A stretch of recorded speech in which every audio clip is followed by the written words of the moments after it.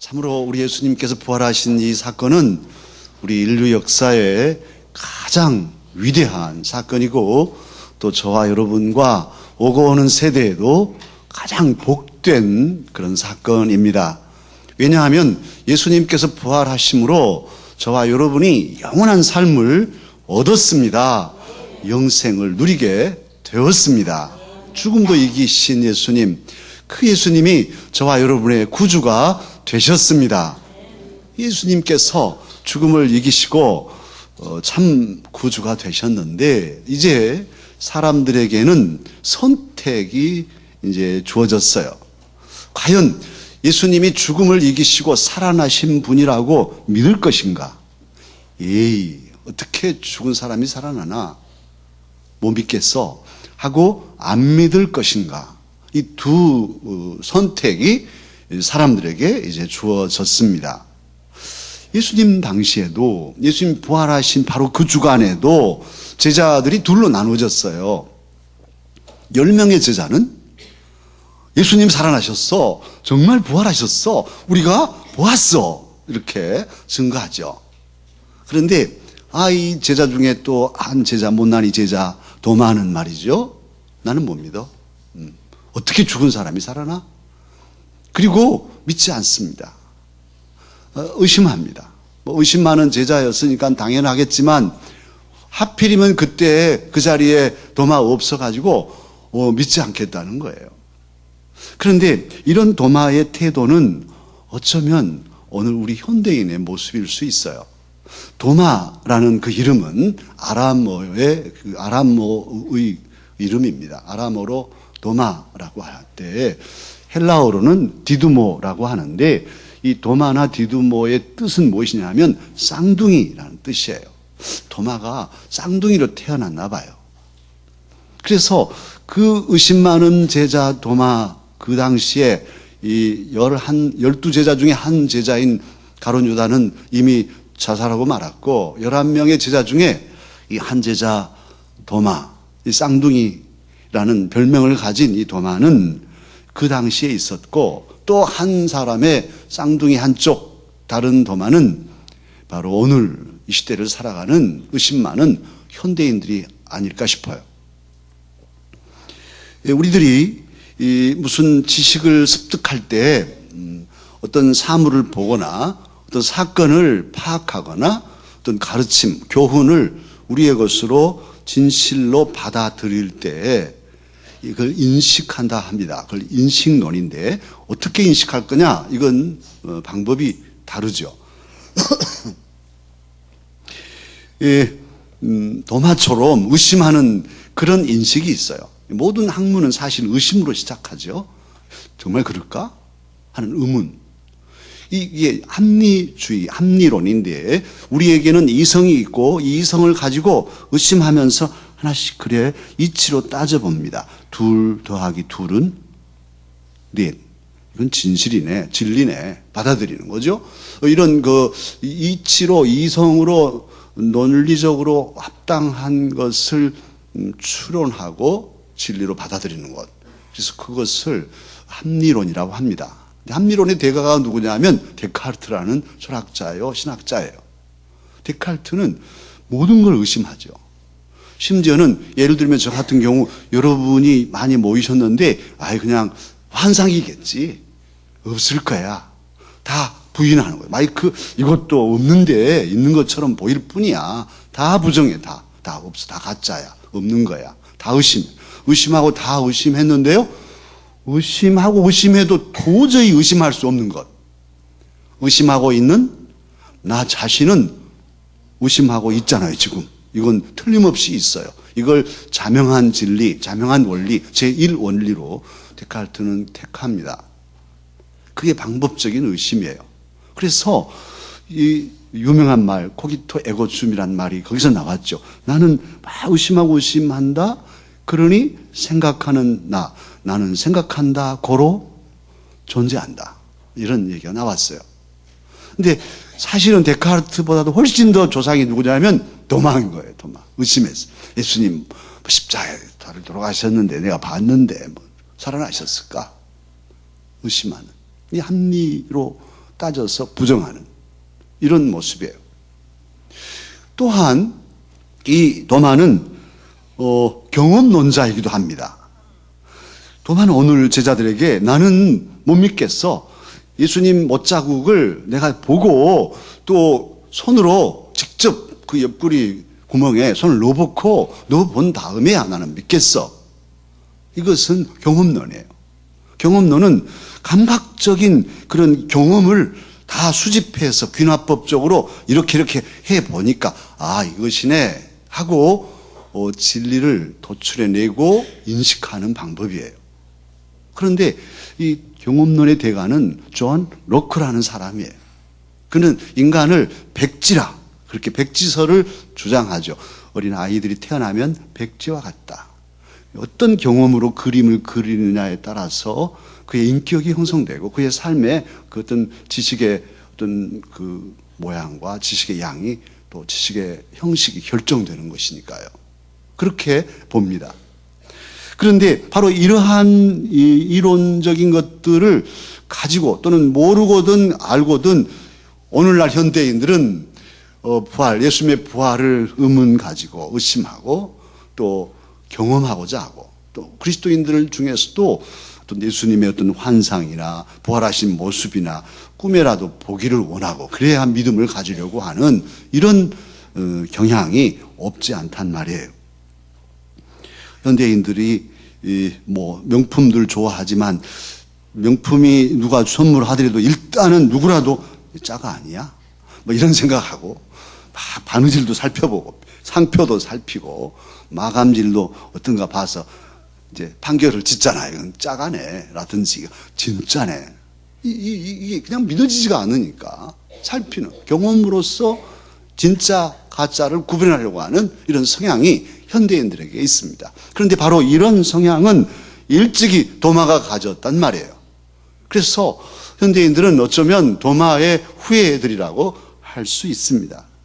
도마는 생전에 예수님 친히 말씀하신 것 듣고 배웠어요. 또 예수님께서 기적을 행하시는 것 직접 목격했어요. 심지어는 죽은 자를 살리시는 일도 보았습니다. 그런데 정작 예수님이 돌아가시니까 예수님이 살아계실 때 다른 사람들이야 살릴 수 있지만 당신이 돌아가셔 버렸는데 누가 예수님을 살려? 못 살리지. 그건 말도 안 돼. 하는 거예요. 믿지 않는 거예요. 그의 이성이, 그의 합리적인 이성이 예수님의 부활을 거부합니다. 거절합니다. 그의 경험이 나는 여태까지 태어나서 예수님이 물론 사람을 살리는 걸 보았지만 스스로 죽은 사람이 스스로 살아나는 건 난 못 봤어. 경험이 부정하는 거예요. 그럴 리가 없어. 사랑하는 강스가 여러분, 예수님 당시에 바리새파와 사두개파들이 있었죠. 실세 정권에 빌붙어서 힘을 얻었던 사람들은 사두개파인데 바리새파는 율법을 고수하고 전통을 지키려는 사람이었는데 이들은 부활을 확신했어요. 부활을 믿었어요. 그러나 너무 율법주의에 빠져 있었는데요. 사두개파는 부활을 믿지 않았어요. 하나님을 믿어도 이 사두개인들은 부활을 믿지 않아. 그런 현세에 잘 살고 잘 먹는 것이 중요한 일이었어요. 그런데 오늘날도 심지어 그리스도인이라고 하지만 교회는 다니지만 오늘 또 예배당에 왔지만 예수님을 믿는다 하지만 사두개식 그리스도인, 사두개파 크리스찬이 없지 않단 말이에요. 부활은 믿지 않아. 어떡해. 그건 안 믿어도 우리 예수님 훌륭한 분이시고 예수님 믿으면 마음이 평안하고 그래서 믿어. 이런 수준으로 있다면 우리도 지금 현재 예수님을 아직 부활의 주님으로 고백하지 못하는 도마 수준, 또 현대인의 일반적인 수준에 불과한 것이죠. 그런데 오늘 도마, 지금 예수님을 믿는 그 제자들 앞에서 예수님 나는 만져봐야 믿겠다고 얘기하는 이 도마는 아주 중요하고 복된 기회를 놓쳐버린 거예요. 예수님 부활하신 모습을 열 제자는 믿습니다. 어떻게 믿게 되냐면 오늘 읽지 않았는데 본문 19절 이하에 보면 그 예수님 부활하신 날 저녁에 제자들을 예수님이 친히 찾아가셨어요. 우리 20절에 보면 친히 그 제자들에게 손과 옆구리를 보여주십니다. 그러니까 제자들이 그걸 보고 부활하셨네. 우리 주님 진짜로 부활하셨네. 우리가 봤어. 하고 증거한 거예요. 그리고 25절에 보면 도마에게도 우리가 주님 부활하신 주님을 보았다. 이렇게 증거하잖아요. 그런데 하필이면 그때 도마는 그 자리에 없었던 거예요. 그래서 불행하냐? 그렇지 않아요. 오히려 이제 도마는 예수님 부활하신 모습을 보지 않고도 사랑하는 사역의 형제들, 10사도들이 증거해주는 그 증거의 말씀을 듣고, 자네도 보았어? 베드로 사도도 보았습니까? 요한 자네도 보았어? 그래? 그러면 정말로 부활하셨나 보네? 알았어. 나도 믿겠어. 그래, 우리 주님, 우리 형제 제자들이 10명이나 주님 부활하신 걸 보았다고 하고 나에게 증거해 주니 나도 예수님 부활하신 것을 이제부터 믿겠어. 믿습니다. 할렐루야. 이렇게 해야 되지 않겠어요? 그러면 도마는 참으로 교회의 역사에 보지 않고 부활하신 주님을 보지 않고 믿는 제1호 제자였을 거예요. 할렐루야. 그 귀한 기회가 왔는데 달랑 발로 차버리고 말았어. 보지 않고 믿으면 복될 텐데 그 복이 왔는데, 기회가 왔는데 그냥 나는 만져봐야 믿겠다고 이런 소리를 했으니 얼마나 한심스러운 제자입니까? 복을 포기하고 복을 버려버린 이 어리석은 제자죠. 예수님의 입장에서 생각하면 세상에나, 그래 도마 너 그럴 줄 알았어. 평소에도 맨날 의심만 하고 말이지. 그래도 10 제자는 나를 믿으니 좋아. 도마 저 녀석은 평소에도 나 별로 마음에 들지도 않았는데 이제는 믿든지 말든지 나는 괜찮아. 그러실 수 있겠어요. 일반적인 사람이라면. 그런데 어떻습니까? 도마의 이야기는 오늘 여기서 끝나지 않습니다. 이제 새로운 이야기가 펼쳐집니다. 8일 후에 새 이야기가 펼쳐졌는데 그게 오늘 본문에 기록된 거예요. 예수님께서는 당신의 부활을 믿지 않는 그 도마를 찾아오십니다. 10 제자 그들을 찾는 것이 아니라 11 제자 중에 아직도 믿지 않는 그 도마, 의심만 하는, 경험하고자만 하는 그 제자를 찾아오셨어요. 왜요? 도마를 사랑하기 때문에. 도마가 정말 부활의 신앙을 가지고 살기를 간절히 원하시기 때문에 도마에게 찾아오신 거예요. 사랑으로 제자로 택하셨던 주님은 그 사랑을 포기하지 않고 끝까지 한결같이 사랑하셨어요. 그 한 사람을 10대 1 잊어버려도 괜찮아 이럴 수 있잖아요. 99마리의 양이 이 들에 있지만은 잃어버린 그 한 마리 양을 잃지 않으려고 찾아가는 목자의 심정으로 도마를 찾아오셨어요. 얼마나 아름다운 사랑입니까? 그리고는 손을 내시죠. 그 존귀하신 몸을 내놓으시고, 도마야 네가 만져보고야 믿겠다면 그래 좋다, 만져라. 그래서 네가 믿음을 갖게 된다면 다 내 옆구리까지 만져라. 그래서 믿음을 가져라. 그렇게 말씀하시는 거예요. 얼마나 귀한 사랑인가요? 가슴이 찡하고 짠하죠, 우리 예수님. 그런데 바로 그 도마를 찾아오신 그분이 오늘 저와 여러분의 주님이십니다. 이 시간도 말씀을 통해서 우리에게 오고 계셔요.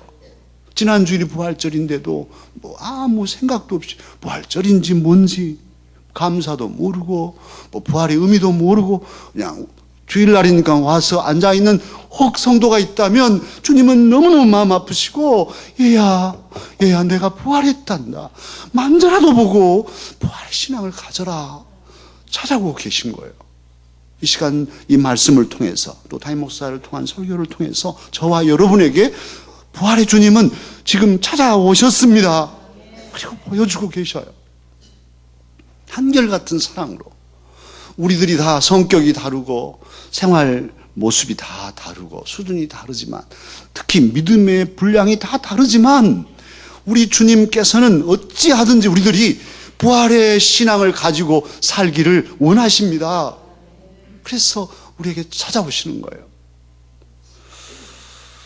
특히 우리에게 도마의 얘기를 기록하게 하시고 이것을 읽고 또는 듣게 하시는 이유는 참으로 부활의 신앙을 가질 뿐 아니라 또 그래서 무엇을 얻게 하려고 하시냐 하면 오늘 본문 31절에 있습니다. 이것은 성경을 기록한 목적이기도 해요. 유명한 구절이에요. 한번 저랑 같이 함께 31절을 읽어보십시다. 오직 이것을 기록함은 너희로 예수께서 하나님의 아들 그리스도이심을 믿게 하려 함이요 또 너희로 믿고 그 이름을 힘입어 생명을 얻게 하려 함이라. 아멘.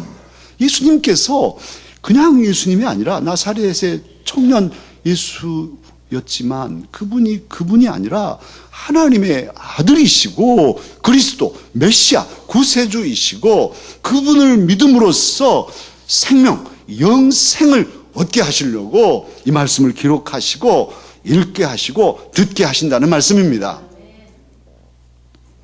오늘 이 본문 가운데서 주님이 그 당시의 제자들에게 도마에게 그리고 오고 오는 세대의 그리스도인들 하나님의 사람들에게 그리고 오늘 저와 여러분에게 강하게 요구하신 게 있어요. 정말로 간절하게 요구하시는 구절이 있습니다. 그 구절이 27절 하반절입니다. 주님은 말씀하십니다.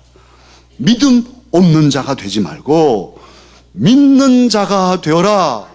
믿음 없는 자 되지 말고 믿음이 가득한 사람으로 살아라 말씀하십니다. 주님의 요청이에요. 제자들이 그렇게 살기를 원하시니까. 그러시면서 이 19절에는 예수께서 이르시되 너는 나를 본고로 믿느냐 보지 못하고 믿는 자들은 복 되도다 그렇게 말씀하셨어요. 여기서 우리는 참 믿음, 복된 믿음, 건강한 믿음이 무엇인가를 알 수 있죠. 진짜 믿음은 무엇이냐 하면 그래 주님의 못자국에 손을 넣어가지고 믿는 그런 유가 아니라는 거예요. 무슨 환상이 보여야 믿고 무슨 뭐 손에 진동이 일어나야 하나님 사심을 믿거나 무슨 뭐 어떤 물이 갈라지고 무슨 기적이 일어나야만 하나님 살아계시고 주님 부활하셨다고 믿는 믿음은 이건 참으로 어린 유치원생들의 믿음이란 말이에요. 그림을 보여주고 만지게 하고 이건 다 유치원 교육이에요. 영유아부 교육이란 말이에요. 그런데 아니 우리 정도 되는 사람들한테 이건 그려놓고 이건 소입니다. 소. 웃죠. 그 말도 안 되죠. 그렇잖아요. 이 마이크 보여주면서 이건 마이크예요. 여러분 보세요. 이거 마이크입니다. 이러면 여러분 웃잖아요. 그 어른들의 교육이 아니에요. 신앙도 수준이 있어요. 그래서 정말 성숙한 믿음, 건강한 믿음은 꼭 봐야만 믿느냐?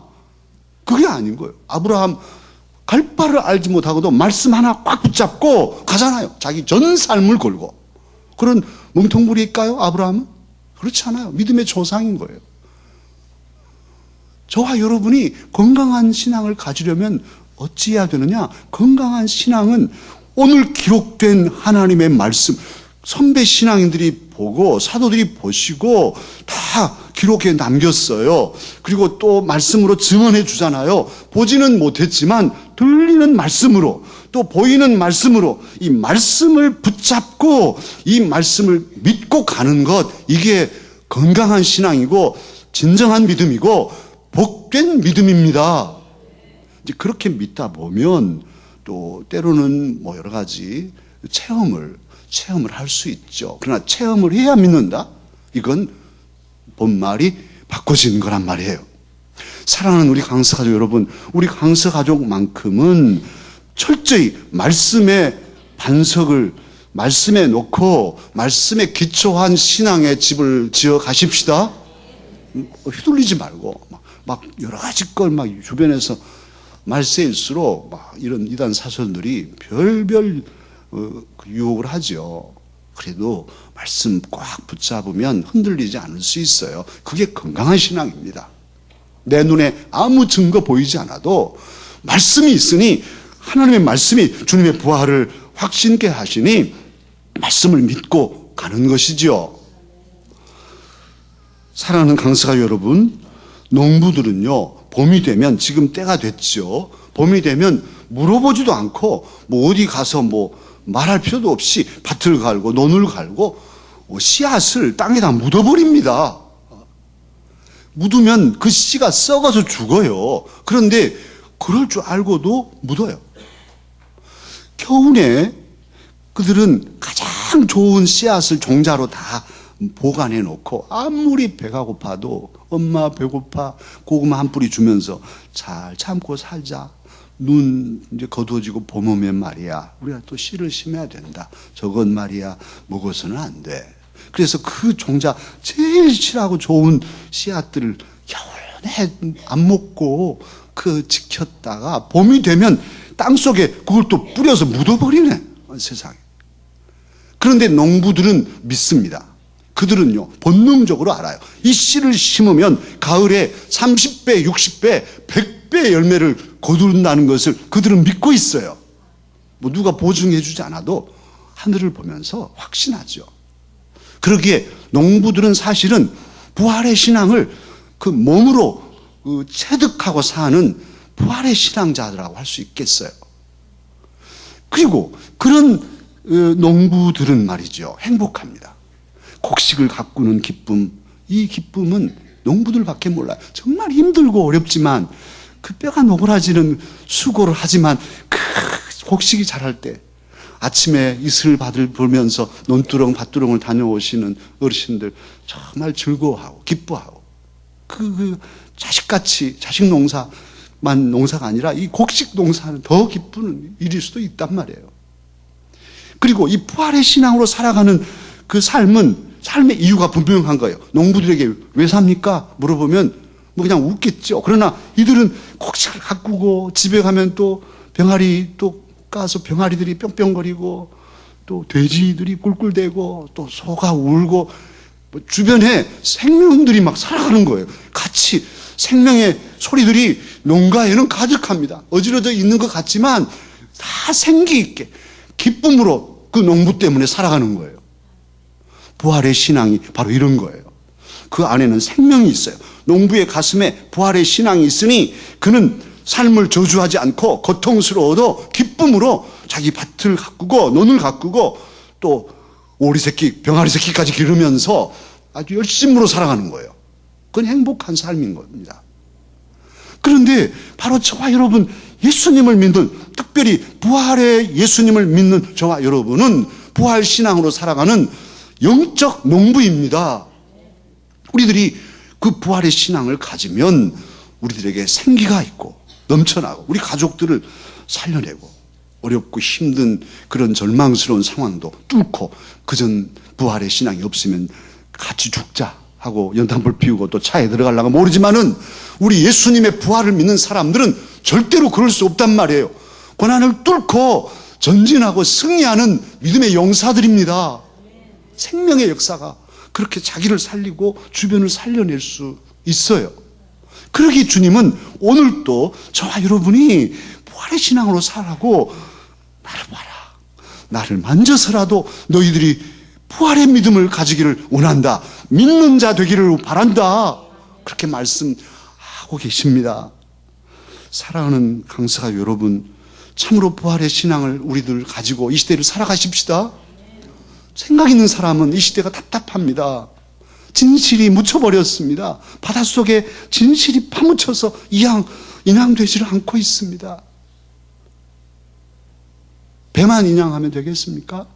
그 모든 잘잘못이 철저히 따져지고 다시는 이런 일이 없도록 조치를 해야 할 텐데 그냥 덮어가는 거 덮어. 정의가 살아있을까요? 정직하게 착하게 사는 사람들이 인정받는가요? 정말 이런 저런 일들을 생각하면 이 시대가 두렵고 답답하고 막막하죠.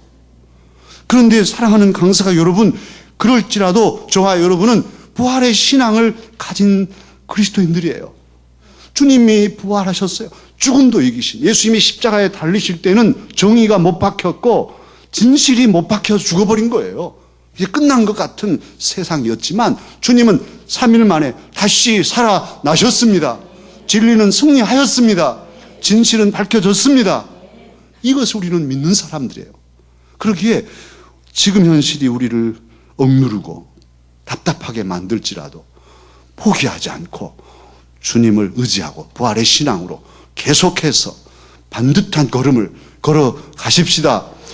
손해보고 힘들지만은 정직한 삶, 진실한 삶이 끝내는 승리한다는 것을 믿고 한 걸음씩 바른 걸음으로 우리 강서 가족만큼은 일어서서 전진하는 부활의 사람들이 되십시다. 부활의 주님께서 우리를 사랑하시기에 우리 곁에 찾아와 주시고 우리를 붙드시고 도우시며 인도하여 주실 것입니다. 기도하겠습니다. 부활의 주님을 찬양합니다.